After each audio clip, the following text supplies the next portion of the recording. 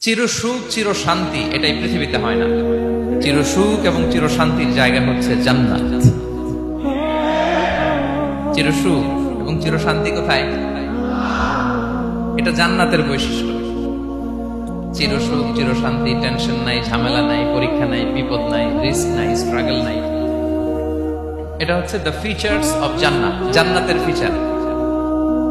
কিন্তু সমস্যা বাদে তখন যখন জান্নাতের ফিচার আমরা দুনিয়ায় খুঁজি। যেটা পাবো আমরা জান্নাতে, এটা খুঁজি কোথায়? এই তখনই সমস্যা বাধে। And this is the main problem.